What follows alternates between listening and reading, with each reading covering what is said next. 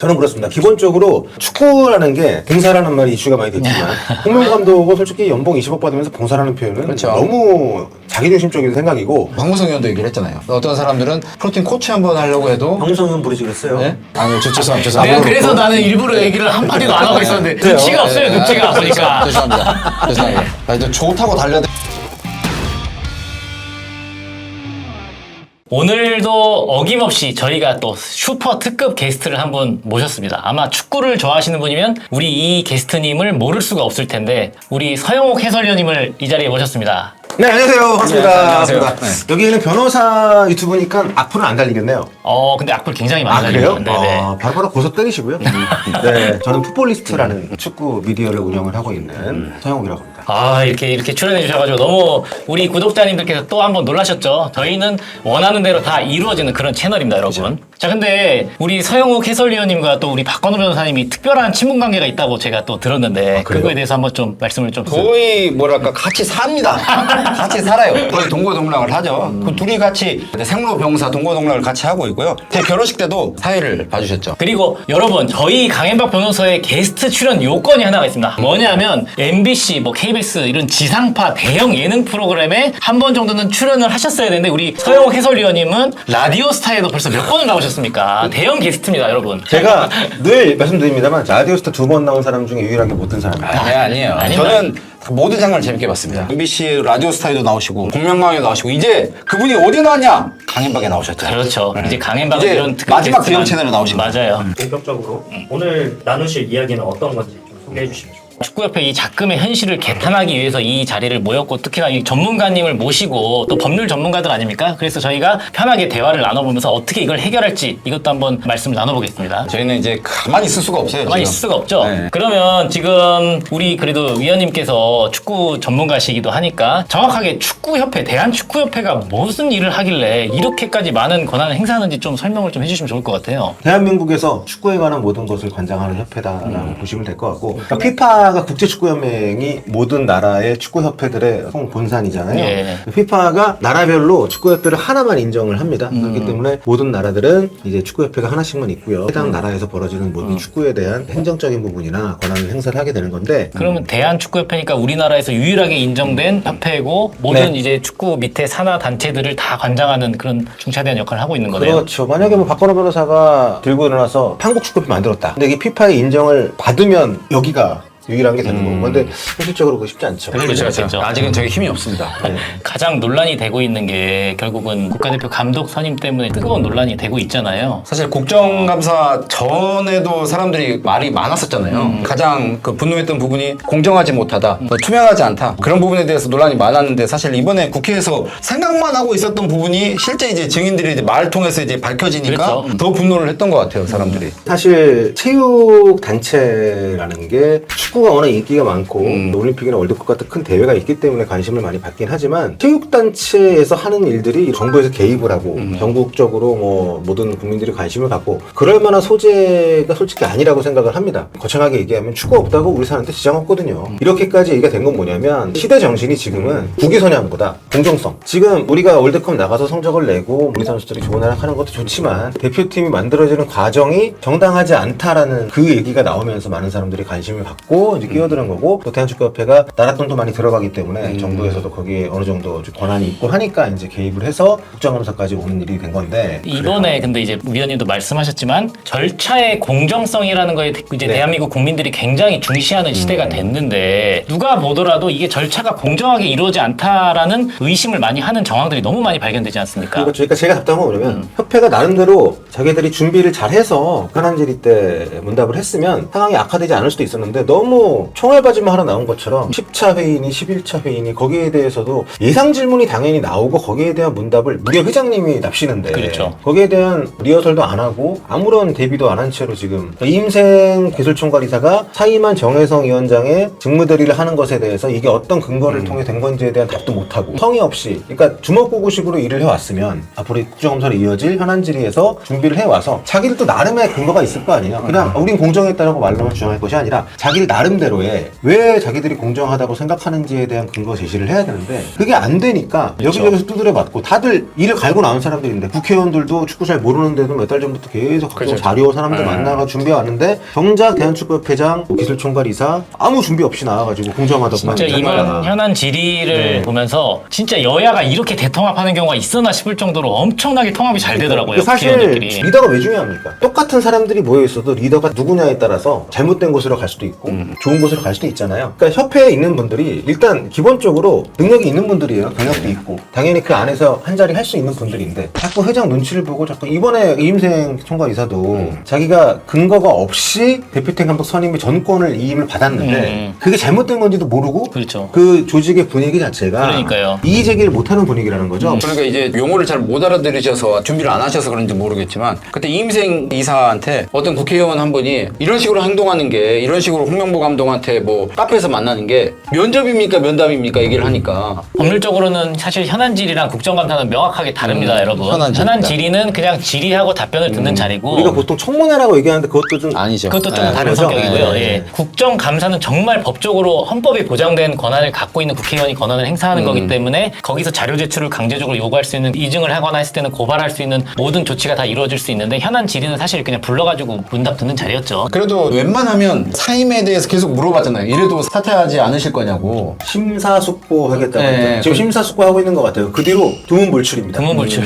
어디에 나오지 않고 심사숙고를 하고 있습니다. 근데 그러면 이게 지금 많은 국민들이라든지 의혹을 갖고 있는 게 결국은 정몽규 회장 그리고 이임생 이사 그리고 홍명보 감독이 다 같은 학교 출신들이잖아요. 근데 그거는 그거랑은 또 관련이 없을까요? 개인적인 생각은 그래요. 그러니까 많은 분들이 보시기에 이게 학연 지연으로 얽혀있다라고 볼 수는 있는데 뭐 그럴 수 있습니다. 제가 하는 생각이 틀릴 수도 있는데 그 세대들은 연고대 출신들이 축구계 엘리트 대부분이었어요. 아시다시피 요즘에야 대학을 잘 안 가니까 프로 스포츠 선수들이 곧바로 이제 프로팀에 가거나 해외 진출을 하니까 그런 대학교 학연이 잘 안 생기지만 그 시절엔 그런 분들이 많이 있었고 그렇다고 고대분들만 있는 것도 아니니까 오히려 역으로 이번에 대표팀 수석 코치 선임을 할 때 유력한 후보 중에 한 분이 고대 출신인데 고대 출신이어서 안 뽑은 걸로 제가 알고 있거든요. 오히려 그것 때문에 역차별을 받은 거네요. 어떻게 보면 그게 또 학연을 막은 거라고 볼 수 있고. 예. 그 말씀대로 이제 정치가 스포츠에 개입을 하는 게 당연히 이제 개입을 좀 안 했으면 좋겠지만 이번 현안 질의 같은 경우는 속 시원했던 장면이 개인적으로는 좀 많았거든요. 이 질문은 나도 물어보고 싶었는데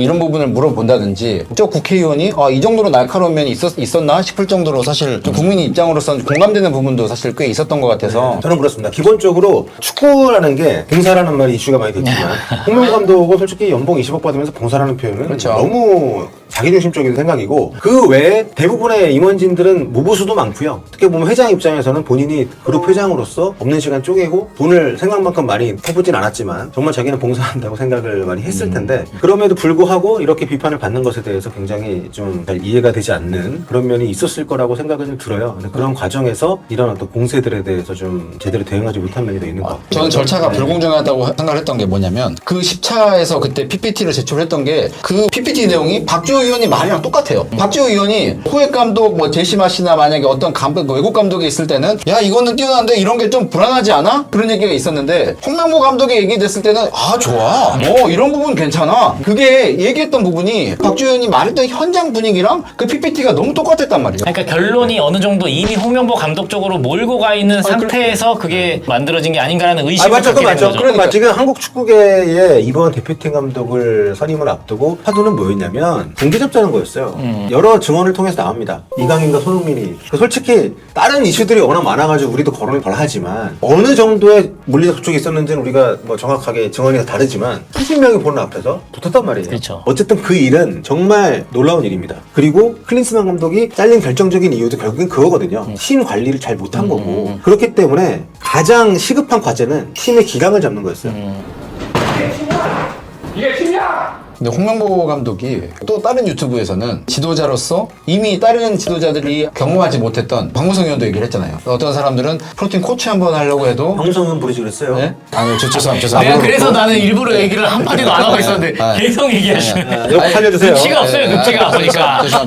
죄송합니다. 저 좋다고 달려드리는 강호석 변호사님이 현직 행정심판위원이거든요. 이렇게 이제 절차를 위배해서 선임이 되게 되면 절차를 위배한 부분에 대해서 선임에 대해서 취소할 수 있는 방법은 없나요? 사실 일반 회사 같은 경우는 뭐 절차상 하자라든지 이런 것들을 이유로 주주가 뭐 취소 소송을 제기한다라든지 이런 게 가능한데, 문제는 대한축구협회 아까 위원님도 말씀하신 것처럼 일반 국민이나 팬들이 어떤 권한이 없단 말이에요. 내가 거기에 권한을 행사할 수 있는 자격 자체가 없어요. 그렇기 때문에 사실 이거는 해임 청구라든지 취소 청구를 할 수 있는 법적인 구제 수단이 없다라는 게 사실 저는 안타깝다라고 생각을 합니다. 어떻게 없군요. 보면은 없어서 그게 독립성을 유지하고 그 조직이 잘 돌아가고 객관적이고 공정하게 운영을 하면 사실 그게 맞는 제도인데, 지금 외부에서 돌아가는 형국이 그렇지가 않잖아요. 그러면 법적으로 혹시 국정감사 이제 결과가 나오잖아요. 그 결과는 법적 강제력은 없나요? 국정감사의 결과에 따라서는 아까도 말씀드렸듯이 현안질이랑 다르게 국회에서 고발권을 직접 행사할 수가 있고, 그러면 이제 수사기관의 수사도 진행이 될 수 있는 부분이 될 수가 있고요. 그리고 국정감사할 때는 각 국회의원실에서 이제 감사권을 정당하게 발동을 해서 자료를 강제적으로 받아올 권한이 있습니다. 그렇기 때문에 아마 이번 현안질의 때 나오지 않은 자료들도 축구협회에서는 이제 제공을 해야 될 거기 때문에 거기서 나올 결과들이 사실 더 후폭풍이 무섭다라고 우리 많은 위원님을 포함한 많은 축구인들도 예상을 하고 계신 거죠. 그러면 감사 결과에 따라서는 뭐 수사에 착수하거나 그렇게 될 수도 충분히 있고 가능한 갈 일이죠. 수도 있고. 아마 축구 채널들 중에서 이게 국정감사 결과에 따라서는 수사 결과가 진행될 수 있다고 얘기한 곳은 거의 없는 것 같아요. 없죠. 이렇게 전문가가, 이런 축구 전문가, 이렇게 법률 전문가가 모여서 이 자리를 논의하는 자체가 너무 즐거운데요? 너무 즐겁고 의미 있는 일입니다. 우리 위원님은 또 축구계에 이렇게 수십 년 종사하신 또 전문가로서 앞으로 한국 축구계가 어떻게 변화해야 된다고 생각하십니까?